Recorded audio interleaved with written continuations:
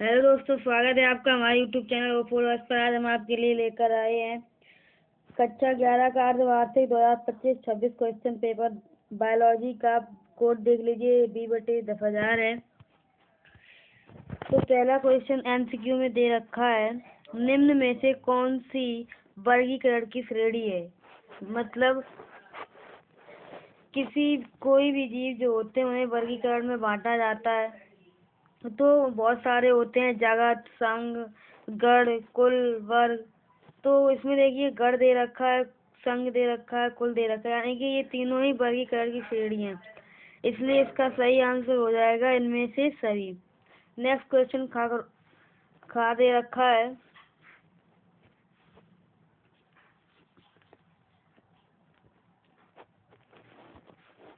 Orchid नामक पौधा है। आर्किड नामक पौधा एक उपपरिरोही है।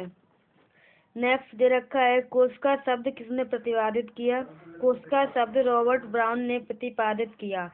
नेक्स्ट दे रखा है, वह प्रोटीन जो कार्बोहाइड्रेट को जोड़ती है।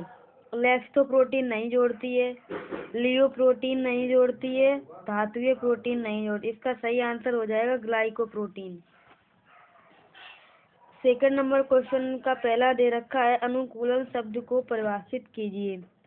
अनुकूलन शब्द मतलब वह प्रक्रिया जिसके द्वारा कोई जीव या व्यक्ति अपने पर्यावरण या बदलती परिस्थितियों के अनुसार खुद को ढालता है। उस क्रिया को अनुकूलन कहते हैं। इसे अडेप्टेशन भी कहते हैं। नेक्स्ट दे रखा है, भारत में सबसे बड़ा बरगद का वृक्ष कहाँ स्थित है।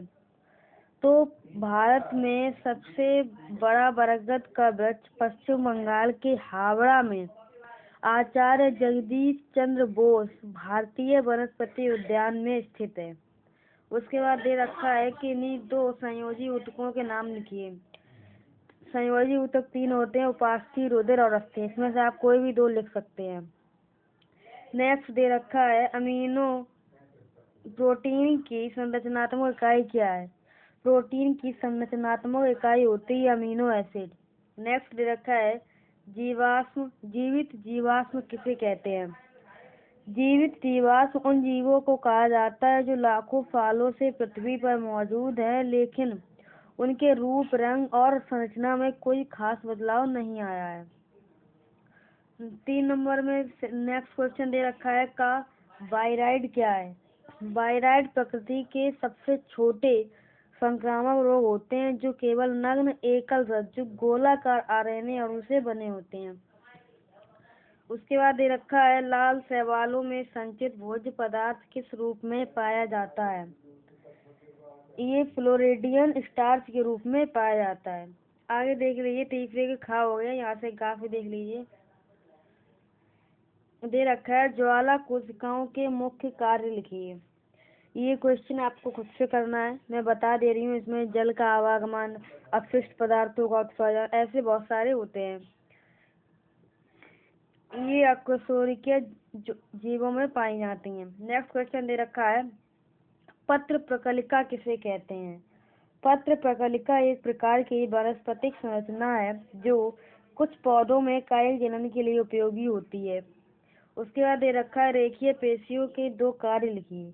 रेखीय पेशियों के 2 कार्य है, शरीर को गति करना, मुद्रा बनाए रखना, अंगों को हिलाना है। यह सभी ऐच्छिक क्रियाओं को करने में रेखित पेशियों का हाथ होता है।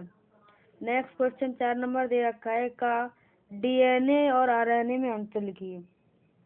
सबसे पहला हो जाएगा, डीएनए का फुल फॉर्म होता है डीऑक्सी राइबोस न्यूक्लिक अम्ल और आरएनए का फुल फॉर्म होता है राइबो न्यूक्लिक अम्ल।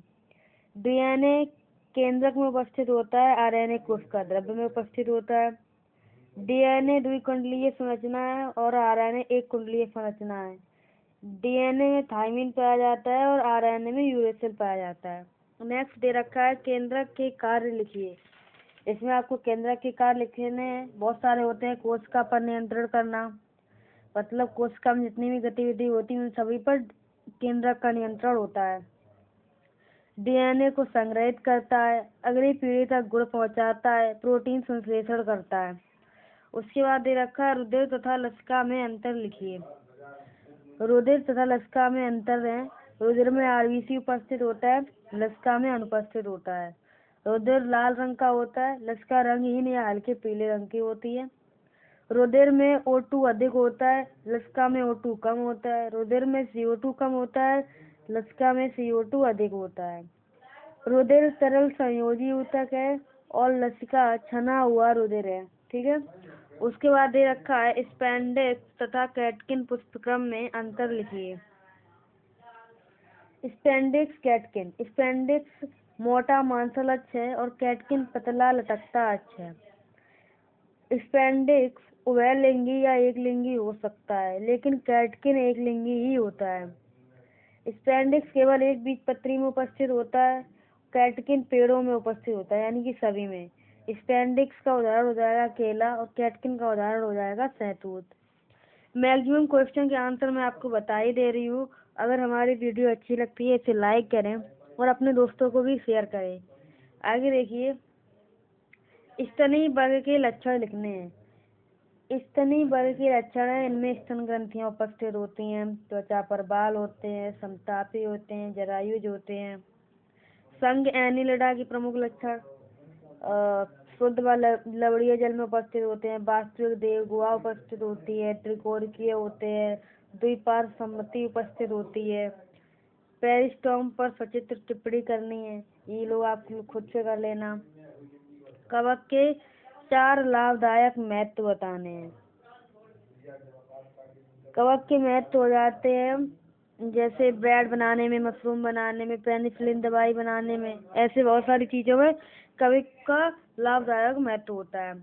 6वां क्वेश्चन का दे रखा है, वसामय ऊतक तथा रुधिर ऊतक में अंतर लिखिए। वसामय ऊतक वसा कोशिकाओं से बना होता है, रुधिर ऊतक RBC से बना होता है। RBC का फुल फॉर्म होता है रेड ब्लड कॉर्पस्कल्स। इसमें हीमोग्लोबिन पाया जाता है। वसामय ऊतक शरीर को गर्मी देता है, रुधिर ऊतक प्रतिरक्षा प्रदान करता है। वसामय ऊतक ठोस संयोजी ऊतक होता है और रुधिर ऊतक तरल संयोजी ऊतक होता है। वसामय ऊतक के बारे में हमने आपको बता दिया है और रुधिर ऊतक के बारे में बता दिया। उसके बाद दे रखा है नेक्स्ट क्वेश्चन, हेट्रोक्रोमेटिन तथा यूक्रोमेटिन में अंतर लिखिए। यूक्रोमेटिन ढीला होता है, इसमें जीन सक्रिय होता है और हल्का होता है, नाभिक केंद्र के करीब होता है। हेट्रोक्रोमेटिन में सघन होता है, निष्क्रिय होता है, गहरा होता है और नाभिक परिधि पर होता है। RNA के कार्य बताने हैं। इसमें RNA के निम्नलिखित कार्य होते हैं, जैसे प्रोटीन संश्लेषण करना, सूचना का स्थानांतरण करना, प्रोटीन निर्माण करना, उत्प्रेरक गतिविधि करना। उसके बाद आपको क्वांटोसोम के बारे में बताना है। नेक्स्ट क्वेश्चन दे रखा है 7 नंबर, जीवन के 3 डोमेन का संक्षिप्त वर्णन कीजिए या पादप कोशिका तथा जंतु कोशिका में अंतर लिखिए। ये 5 नंबर का क्वेश्चन है, इसमें आप 5 अंतर लिख सकते हैं। उसके बाद दे रखा है एंजाइम क्या है, एंजाइम की संरचना एवं कार्य विधि का वर्णन करना है। बेटा, एंजाइम प्रोटीन होते हैं जैव रासायनिक प्रक्रियाओं को तेज करने के लिए उत्प्रेरक के रूप में कार्य करते हैं।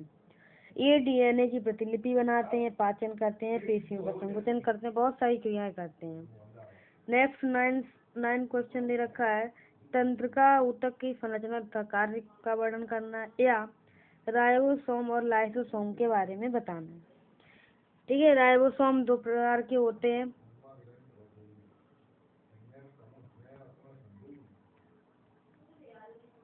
राइबोसोम 2 प्रकार के होते हैं, एक 70S प्रकार के होते हैं, एक 80S प्रकार के होते हैं। लाइसोसोम को आत्मघाती थैली भी कहते हैं। इसी के साथ वीडियो कंप्लीट होती है। अगर आपको हमारी वीडियो अच्छी लगी हो तो इसे लाइक करें, अपने दोस्तों को शेयर करें ताकि वो लोग भी वीडियो देख पाए और अच्छा एग्जाम दे पाएँ। एग्जाम के लिए ऑल द बेस्ट और हमारे चैनल को सब्सक्राइब कीजिए ऐसी सभी वीडियो को देखने के लिए। धन्यवाद।